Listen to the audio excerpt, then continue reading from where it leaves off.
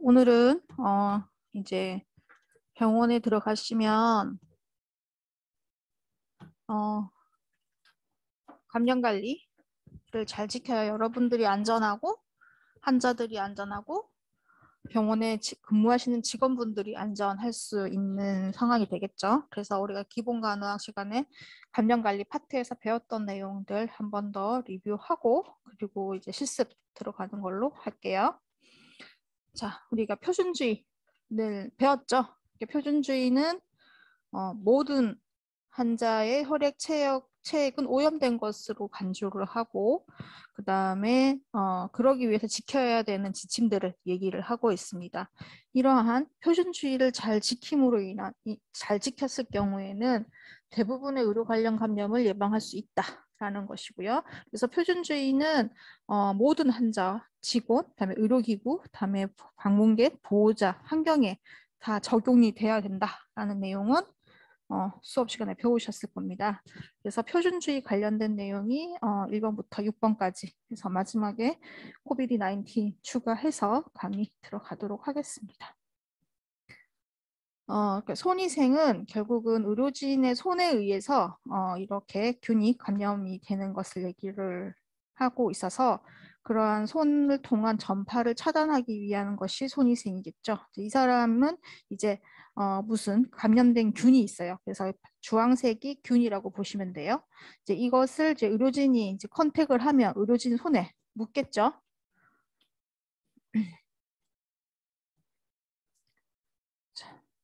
그러면 이제 그 옆에 있는 다른 환자에게도 이제 이 균을 묻힐 수가 있다라는 부분이 있죠. 그래서 손을 잘 씻는 것만으로도 이런 미생물 차단에 효과가 있다라는 것입니다.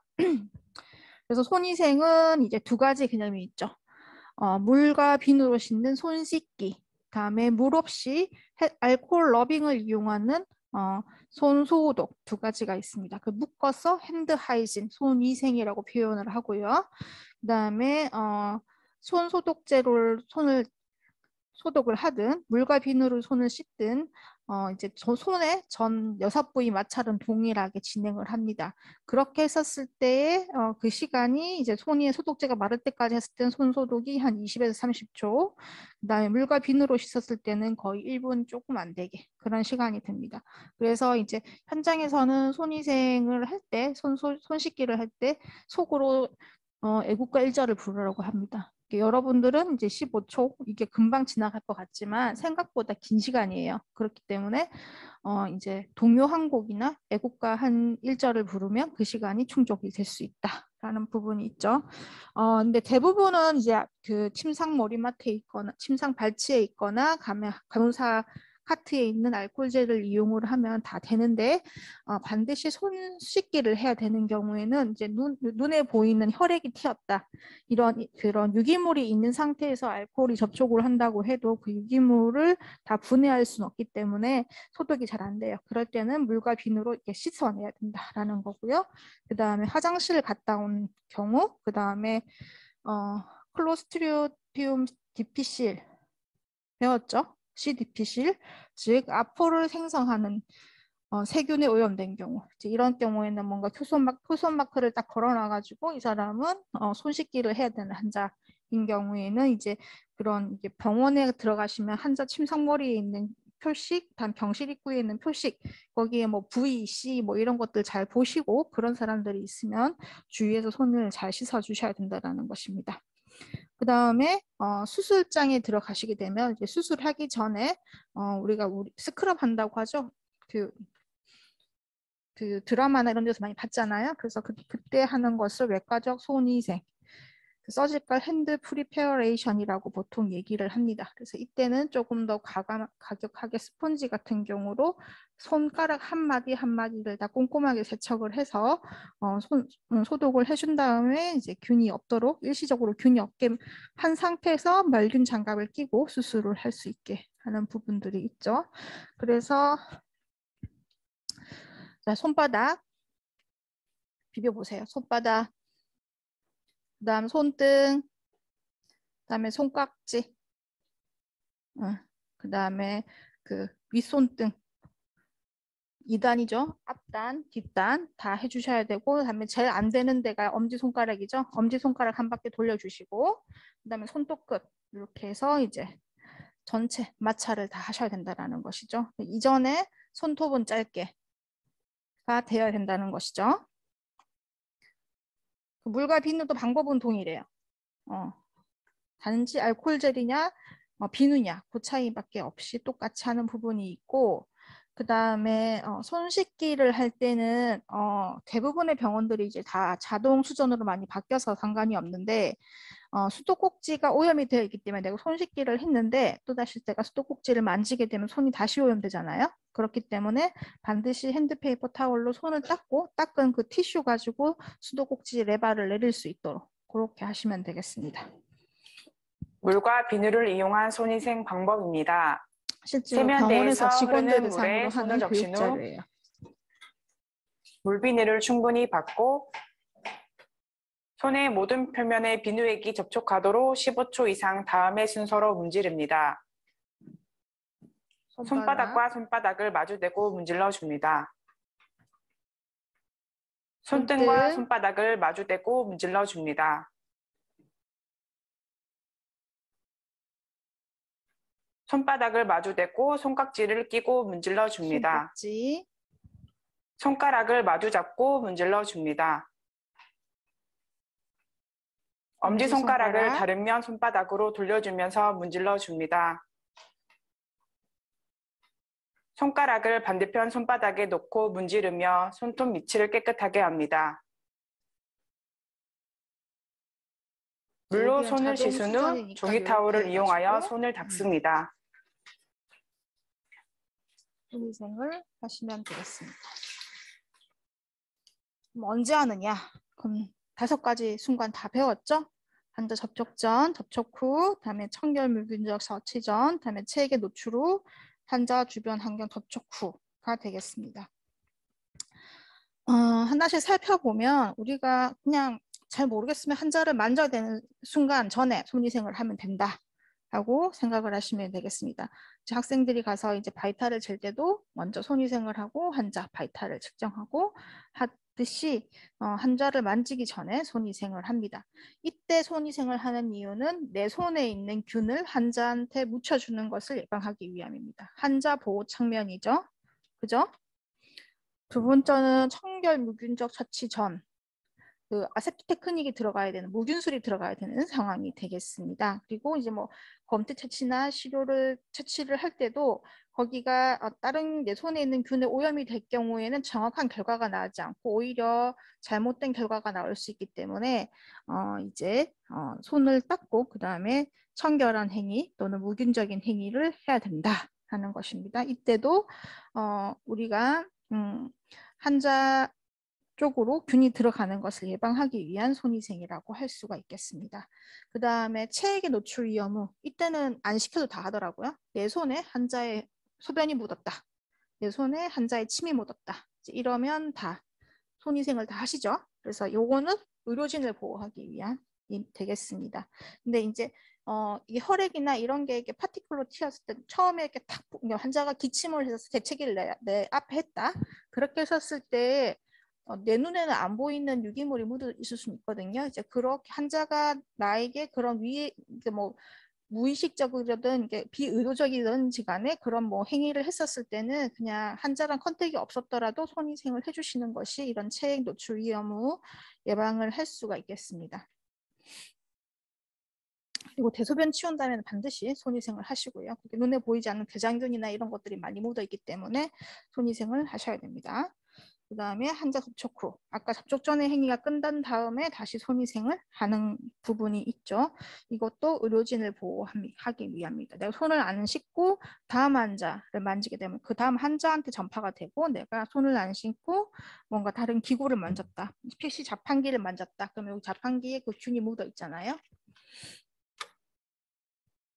그 다음에 주변 환경 접촉 후는 왜 해야 되냐면 그 주변 환경은 그 환자의 병원체로 인해서 오염이 되어 있는 상황이에요. 그래서 그 무생물 환경 내에서도 그런 균들이 오염이 됐었을 때 일정 시간 이상 심지어는 몇 개월까지도 청소를 하지 않으면 살아남아 있을 수 있습니다. 그래서 그 환자가 머물렀던 공간을 내가 만지게 되면 그 손에 환자가 보유하고 있던 균이 내 손에 묻을 수 있기 때문에, 그렇기 때문에 이제 접촉 후에, 주변 환경 접촉 후에 손위생을 하라라고 하는 것이죠. 그래서 뭐 사이드 레일을 만졌다든지 아니면 뭐 버튼을 눌렀다든지 이런 행위를 하고 다음 환자한테 가기 전에 손위생을 하고 다음 환자한테 갈 수 있도록 해주셔야 된다는 것이죠.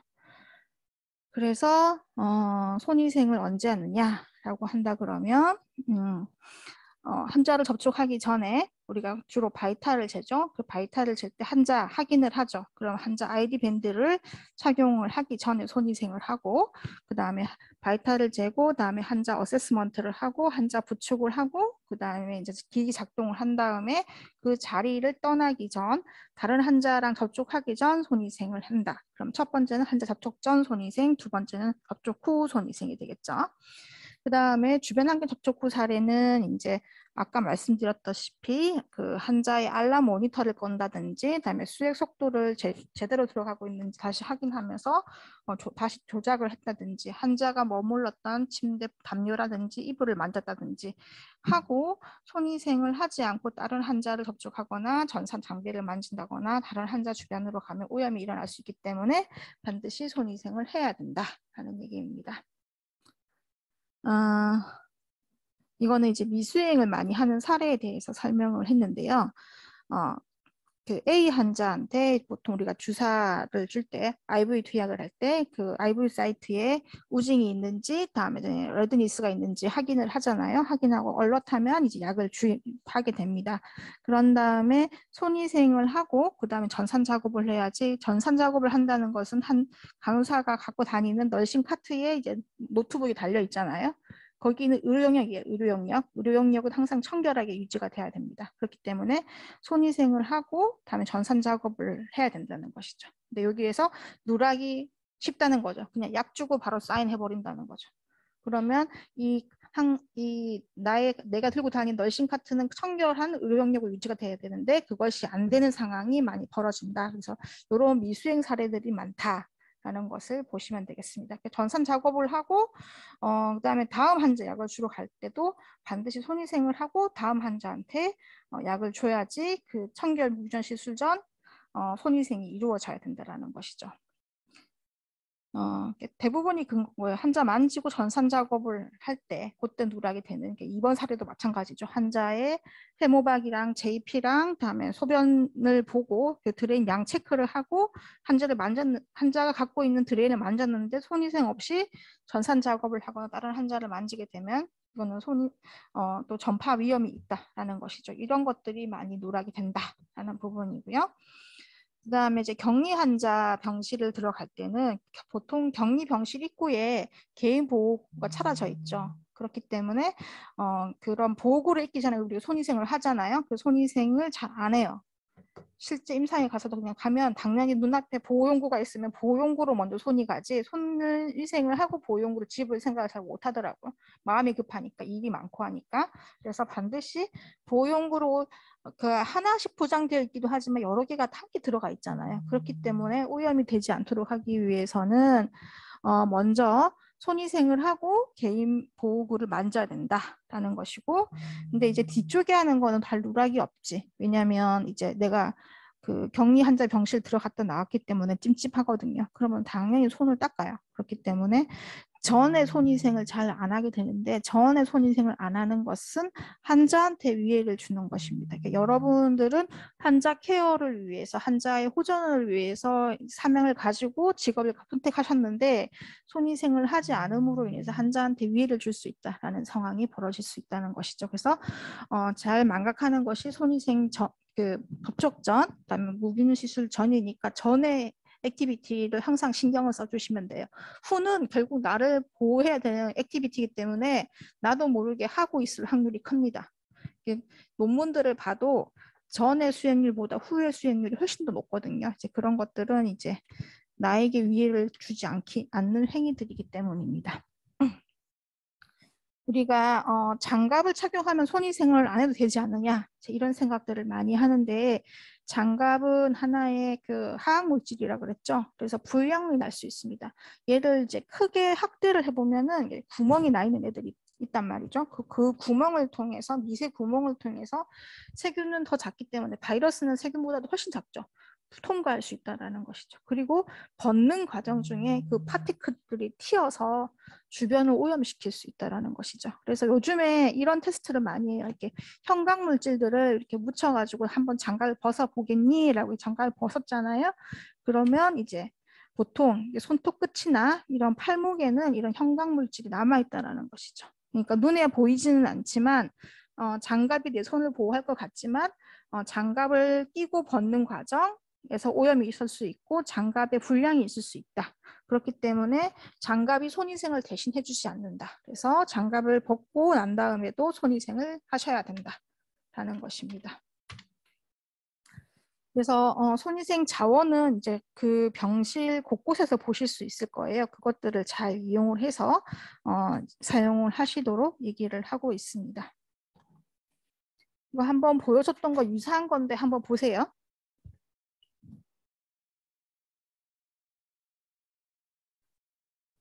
왜 손위생을 해야 되는지를 설명하는 동영상이에요. 이 녹색 색깔이 세균이라고 보시면 돼요. 그래서 한자 피지컬 리그젠 발탈 사인 하죠. 손위생 안 하고 자기 옷에 안 묻히고.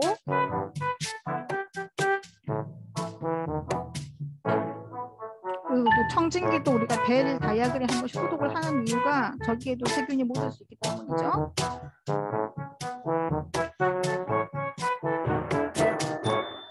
자, 이렇게 이게 눈에 보이지 않지만 이런 미생물들에 의해서 오염이 항상 일어날 수 있다는 것이죠. 그래서 아까 공용으로 준비되어 있는 장갑이나 이런 것들은 손위생을 하지 않으면 그 장갑 번쩍 통이 오염될 수 있다. 환경 배양 검사해 보면 마우스랑 키보드에 엄청난 균들이 나옵니다.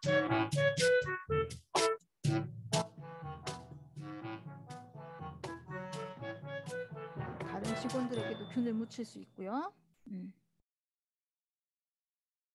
그래서 나는 이런 의료진이 되지 않도록 하시는 것들이 필요하다는 것이죠. 다음 두 번째는 기침 예절. 지금은 뭐 다 필수적으로 다 마스크를 착용하고 있기 때문에 뭐 특별히 강조하지 않아도 되지만 이제 코로나가 끝나더라도 이제 병원에서는 항상 남아있는 포스터가 두 종류예요. 손위생, 기침 예절 포스터. 기침 예절 포스터는 기침이 나거나 할 경우에는 이제 입을 가리고 고개를 뒤집혀서 하고 기침을 하고 난 다음에는 그 기침 파티클들이 내 손에 묻어 있을 수 있기 때문에 손위생을 해라라는 것이고 기침 증상이 있으면 마스크를 착용하고 근무를 해라라는 것이 기침 예절이죠. 이제 마스크 착용을 보호용구 착용은 우리가 이제 내가 어떤 것에 노출 위험이 있느냐 기준으로 해서 가릴 수 있는 것들을 착용을 하는 거라 보시면 되겠습니다. 그래서 마스크 종류는 그러니까 지금 흔히 쓰고 있는 일반 마스크, 그 다음에 지금은 다 KF94를 많이 쓰기는 하는데 의료용으로는 N95 마스크. 두 개 차이는 지금 KF94는 다 귀걸이형이죠. 그래서 걔가 이렇게 필터링 되는 효과는 KF나 N95나 동일합니다. 근데 N95는 대부분 뒤에 끈이 이렇게 끈으로 돼 있어요. 귀걸이형이 아니라. 그래서 이 지금 KF의 문제는 여기로 다 샌다는 거예요. 여기로. 필터링 기능은 동일한데 리키지가 심하다는 거죠. 이것도 지금 저도 이게 커가지고 이게 왔다 갔다 하면 다 샌다라는 것이죠. 공기 전파를 예방하려면 완전 밀착을 해야 된다라는 것이 중요하다라는 것이고, 다음에 장갑 가운, 다음에 안면 보호구 등이 있다라는 부분이 있고요. 그 다음에 공기주의, 비말주의, 접촉주의, 보호격리주의 다 알죠? 모르세 하시면 안 돼. 그래서 공기주의는 보통 뭐 A 이런 표시들을 많이 하고 얘는 공기를 통해서 우리 대표적인 질환이 결핵, 홍역, 수두가 되겠죠. 그때는 N95를 끼고 그 다음에 인플루엔자 이런 경우에는 이제 호흡기 비말을 통해 전파가 될 경우에는 이제 일반 마스크 그 다음에 MRSA, VR이 아까 말씀드렸던 C. difficile, 다음에 옴, 다음에 이제 신생아 쪽으로 가시면 로타 바이러스, 이런 아이들은 장갑과 가운을 착용을 하게 됩니다. 보호격리는 이제 주로 백혈병 환자들, 조혈모 세포 이식하기 전에 그 아이들은 다 면역을 제로로 만든 다음에 이제 그 조혈모를 이식하게 되잖아요. 그래서 면역력이 굉장히 많이 떨어져 있고 항암 치료를 하고 있기 때문에 그 아이들이 일반 병실에 있다가는 다른 사람이 갖고 있는 균으로부터 감염이 될 수 있습니다. 그렇기 때문에 그런 조혈모 세포 이식은 내 알을 보호하기 위해서 내가 스스로 격리가 되는 것이죠. 그렇기 때문에 이때는 이제 내 입안에 있는 비말이 환자의 영향을 주지 않도록 일반 마스크를 착용하고 병실에 들어갈 수도 있습니다. 그래서 병실 문 앞에 이런 마크들이 있는지를 보시라는 얘기예요. 그래서 이런 마크가 붙어 있으면 이 환자는 공기주의 환자니까 N95를 쓰고 들어가야겠구나. 그래서 여기 나와 있는 대로 이 설명을 보시고 따라 하시면 된다는 것이죠. 그래서 이제 공기주의, 비말주의, 접촉주의, 보호격리주의는 그 격리실을 쓰고 있는 경우에는 이런 표식이 붙어 있다. 그래서 그 표식에 따라서 안내에 따라서 보형구를 끼고 손위생을 하고 들어간다 라고 보시면 되겠습니다. 첫 번째 공기주의, 여기는 N95를 낀다고 했죠. 여기 보시면 우리 모양은 거의 우리가 지금 쓰고 있는 KF와 유사한데 여기는 끈으로 되어 있는 그 차이가 있고 의료용이라는 게 차이가 있죠. 그래서 공기는 그 방 안 자체가 다 오염되어 있기 때문에 공기주의 환자들은 그 병실 들어가기 전에 마스크를 벗고 병실 밖에 나와서 마스크를 벗어야 돼요. 그죠? 얘는 다 병실 밖에서 다 이루어져야 한다는 것입니다. 공기주의 격리병실의 입실 및 퇴실 시 개인보호구 착탈이 방법입니다. 병실 문 입구에 부착된 공기주의 격리 표시를 확인합니다. 이름표 위에 붙어 있나 봐요. 여기. 손위생을 수행합니다. 여기는 전실이 있어서 병실 들어가기 전에 전실에 이렇게 차려놓는 거예요. 전실이 없으면 보통은 병실 문 앞에 붙어 있어요.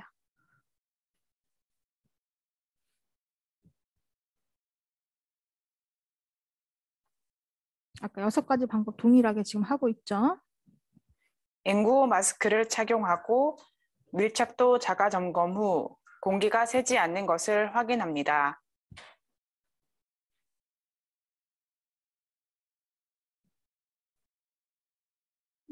제일 중요한 게 이건데요. 여기 N95를 낄 때는 항상 피 테스트를 해야 됩니다. 지금 본인이 쓰고 있는 KF에서 한번 후 불어보세요. 바람이 새는지 안 새는지. 새요 안 새요? 새지. 그러면 페일인 거지. 그리고 그러니까 이 N95는 끈으로 하기 때문에 완전히 얼굴이랑 이렇게 딱 밀착이 되고 그리고 벗으면 자국이 남을 정도로 그렇게 완전히 밀착을 하고 들어가야지 이렇게 새 들어오는 그 공기 중에 오염된 균으로부터 나를 보호할 수 있다라는 것이죠. 그래서 후 불어서 샌다 그러면 다시 조정을 하고 여기 와이어를 꽉 눌러가지고 새지 않도록 조정을 해야 되는 부분이 있습니다. 지금 쓰고 계시는 건 다 귀걸이형이고 완전 밀착이 안 돼서 좀 새는 건 어쩔 수 없을 거예요.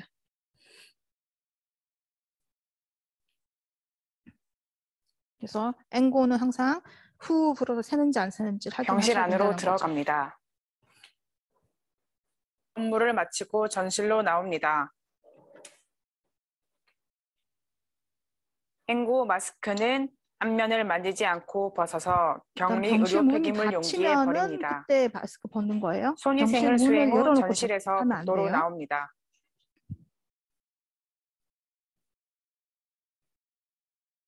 그리고 이거 벗을 때는 이게 앞면은 항상 오염되어 있는 거기 때문에 뒤에 끈을 가지고 이렇게 벗어야 되는 거죠. 아까 동영상 보셨죠? 그래서 끈을 만져서 끈은 채로 버려야 된다. 그래서 앞면은 만지지 마라. 그래서 여러분들도 이제 집에서 마스크 벗을 때 여기 이제 뭐 돌아다니셨을 거잖아요. 뭐 지하철 타셨을 것이고 뭐 여러 가지를 하셨을 테면 여기는 일단 오염되어 있다라고 보시면 돼요. 그래서 마스크를 벗을 때 앞면을 만지지 않고 끈을 만지도록 하는 습관을 들이시는 게 중요하겠습니다.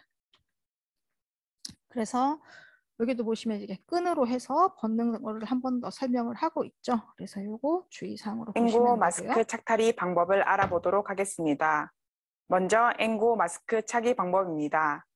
마스크는 코 클립 부분이 중요하니까 앞으로 두 번 오도록 넣어놨어요. 손바닥 위에 올리고 위아래 끈을 손등 아래에 둡니다. 코 밀착 클립 부분이 위로 오게 하여 콧등 위에 위치시키고 아랫부분은 턱을 감싸도록 앞면에 맞추어 줍니다. 한 손으로 마스크를 잡고 위쪽 끈은 머리 뒤로 넘겨 귀 위쪽으로 뒷머리 상단에 고정하고 아래 끈은 귀 아래에 고정시켜서 머리 뒤쪽에서 두 끈이 교차되지 않게 합니다. 옆에서 보는 모습. 그래서 이런 거 할 때는 머리카락 잘 다듬으시고 하셔야지 이게 안 미끄러져요. 양손의 손가락으로 코 밀착 클립을 눌러서 고정하고 마스크가 밀착되게 조절합니다. 만약 한 손으로 클립을 누르는 경우 클립이 뾰족한 각 모양이 되어 공기가 새어나가는 원인이 될 수 있으므로 반드시 양손으로 클립을 누르도록 합니다. 양손으로 마스크를 감싸고 후 하고 숨을 불고 다시 흡 하고 들이마시며 밀착도 자가 점검을 합니다. 이때 마스크 접촉면으로 공기가 들어오거나 새어나가지 않아야 합니다. 공기가 들어오거나 새는 경우 마스크 끈을 재정리하거나 처음부터 다시 착용합니다. 앵고 마스크 탈의 방법입니다. 마스크 아래 끈을 위로 들어 올리고 위쪽 끈을 끌어올려 마스크 앞면을 만지지 말고 끈을 잡고 버립니다. 지금 여기는 모델이라서 얼굴을 쥐고 벗는데 보통은 고개를 약간 숙여가지고 하나 버리고 두 개 버리고.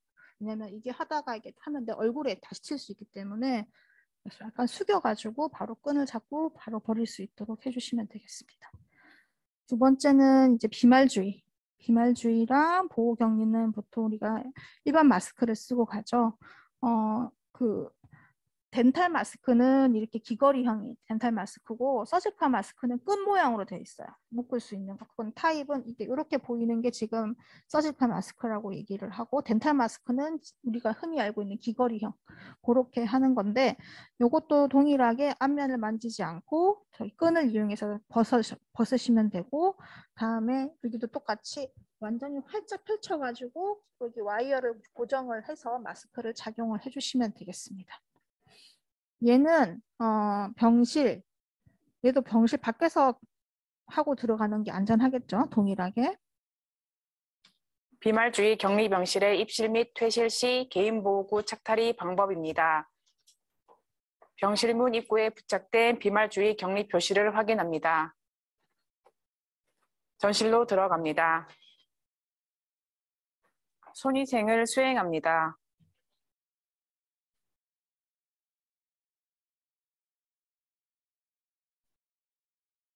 일반 마스크를 착용 후 병실 안으로 이게 들어갑니다. 덴탈이에요. 이때 병실 내에서 환자의 혈액이나 체액 등에 노출될 우려가 있는 경우 일회용 가운과 장갑을 착용할 수도 있습니다. 병실에서 업무를 마치고 전실로 나옵니다. 마스크를 벗어 격리 의료 폐기물 용기에 버립니다. 이때도 끈으로 손위생을 수행 후 벗죠? 전실에서 복도로 나옵니다. 지금 다들 마음이 급하니까 문이 안 닫히는 상태에서 다 벗고 있는데 보통은 이제 병실 문을 닫아놓고 벗는 것이 안전합니다.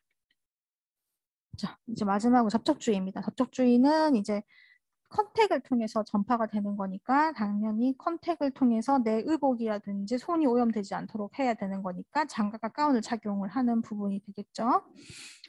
접촉주의 격리병실의 입실 및 퇴실 시 개인보호구 착탈의 방법입니다. 병실문 입구에서 접촉주의 격리 표지를 확인합니다. 전실로 들어갑니다. 손위생을 수행합니다.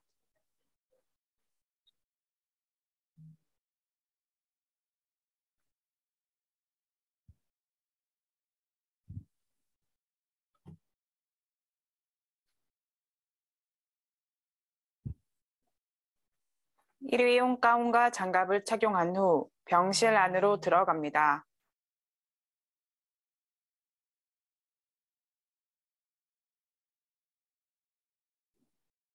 보통은 다 이런 우리가 서식할 가운을 입지 않고 비닐 가운을 입어요. 일회용으로. 그래서 이거를 훨씬 더 많이 보시고 사용하시게 될 거예요. 수술장을 하고 시술장 같은 데는 서지컬 가운을 입지만 손가락을 끼워서 이게 벗겨지지 않도록 해준 다음에 이제 장갑을 끼는. 장갑은 여기는 비닐 글러브가 나왔는데 상황에 따라서 내가 뭔가 조금 더 세심한 작업을 해야 된다 할 때는 라텍스 장갑 같은 걸 끼셔도 됩니다. 병실에서 업무를 마치고 전실로 나옵니다. 가운은 목 뒤 절취선을 당겨서 장갑과 같이 벗고 바깥쪽에서 안쪽으로 말아서 격리 의료 폐기물 용기에 버립니다.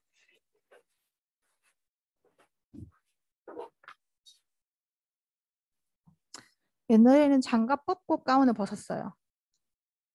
가장 더러운 장갑을 벗고 가운을 벗었는데 요즘은 이렇게 원 테크닉으로 해서 한꺼번에 많이 벗어요.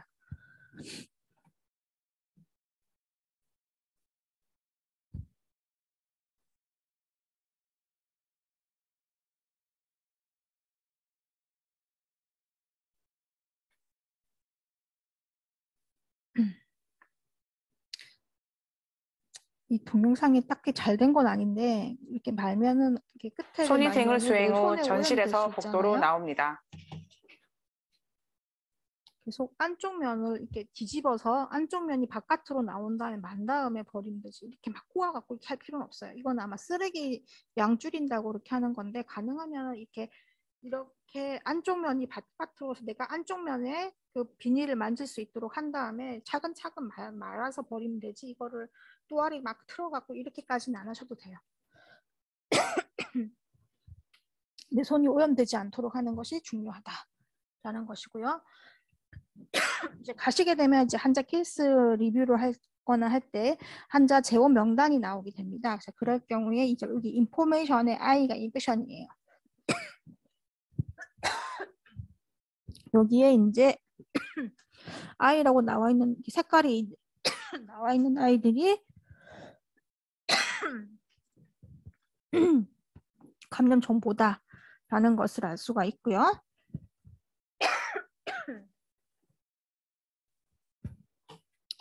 그리고 이제 이 접촉주의 환자라든지 감염성 질환자들이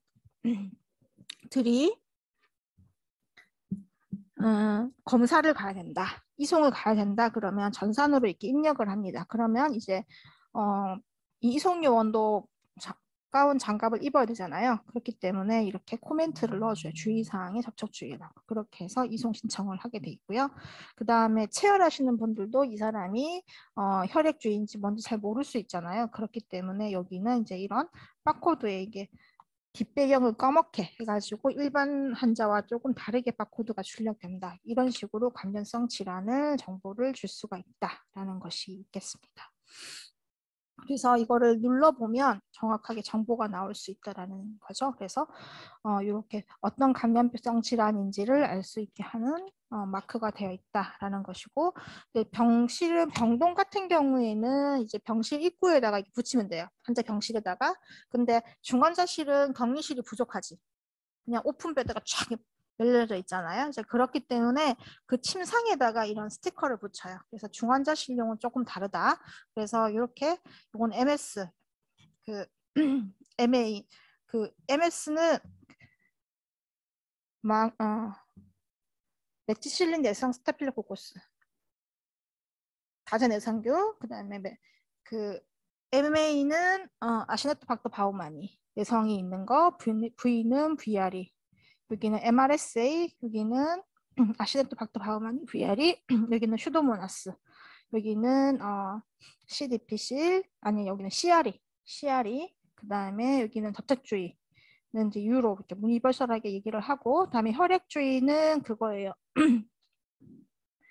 B형 간염, C형 간염, HIV 환자. 그러니까 이런 것들은 다 표준주의에 해당이 되기는 하지만 니드 스틱 인더리 조심하라고 이렇게 혈액주의 스티커를 붙여주기도 합니다.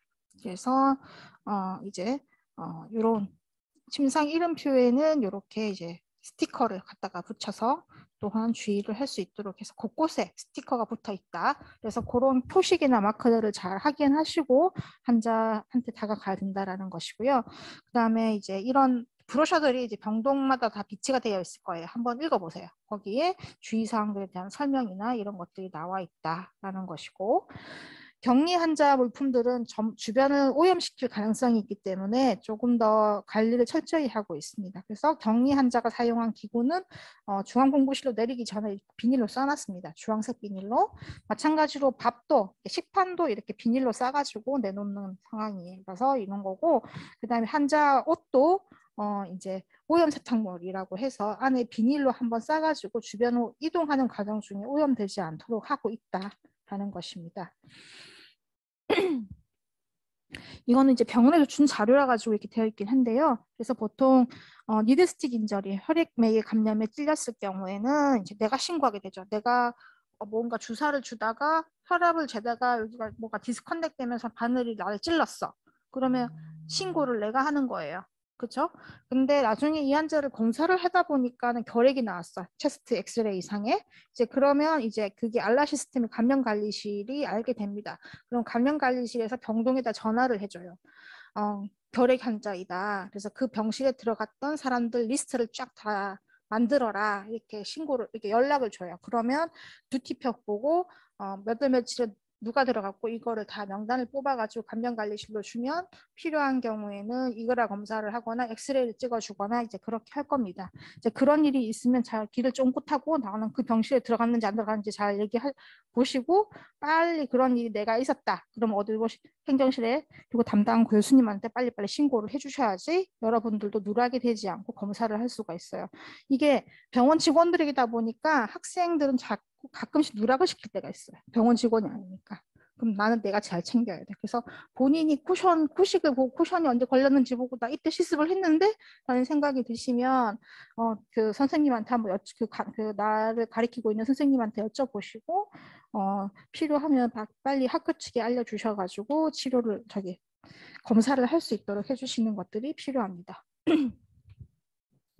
이러한 찔림 사고는 주로 간호사들한테 많이 발생을 할 수밖에 없죠. 제 환자랑 많이 컨택을 하니까.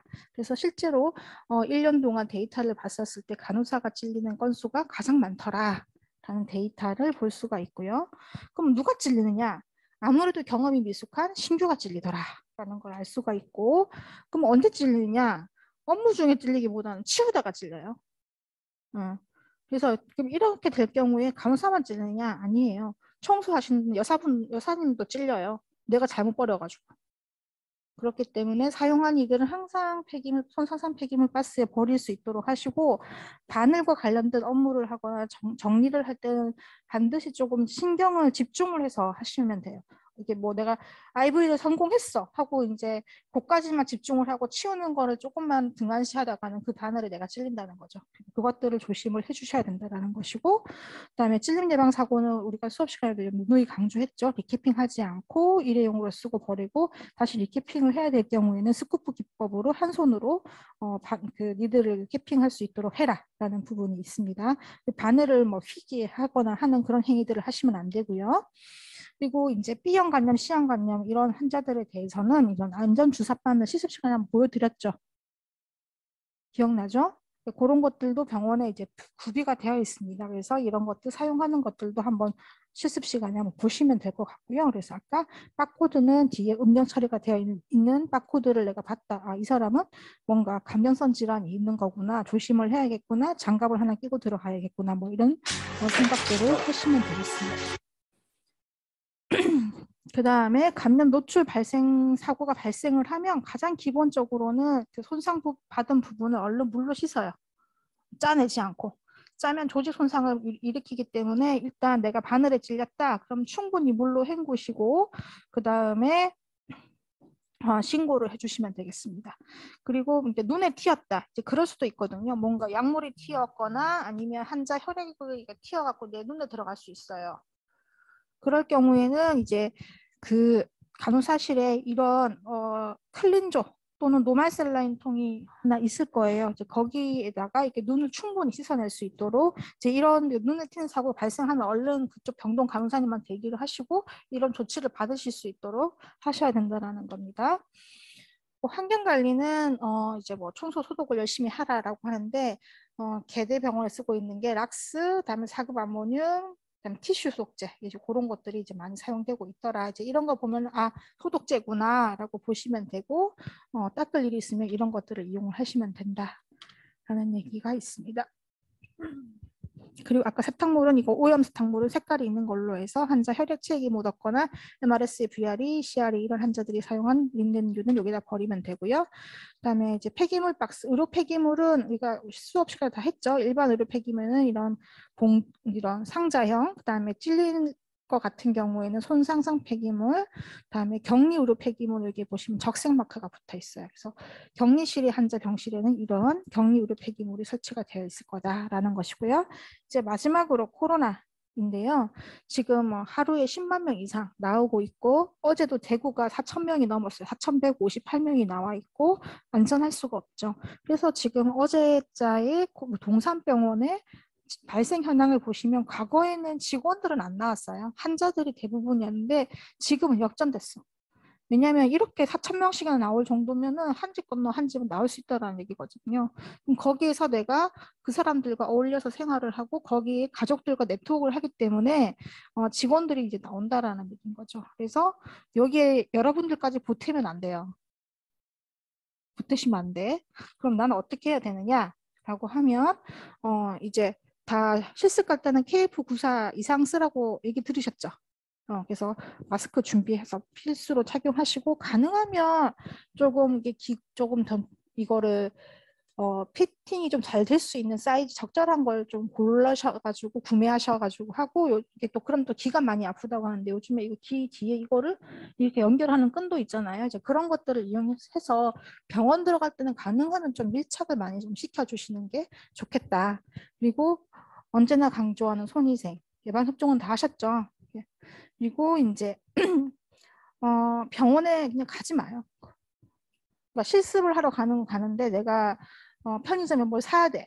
그러면은 굳이 편의점이 여기 학생 편의점보다 저기가 더 크잖아요. 물건도 많고 그것 때문에 거기 가게 밖에 있는 거 이용하라는 거지. 그러니까 그런 내가 병원 내 편의시설을 이용을 하기 위해서 실습이 없는데 굳이 갈 필요 없다라는 거죠. 거기는 어쨌든 병원 환경이라는 곳은 어쨌든 코로나 환자가 있을 수 있기 때문에 불필요한 방문 자제를 해주시고요.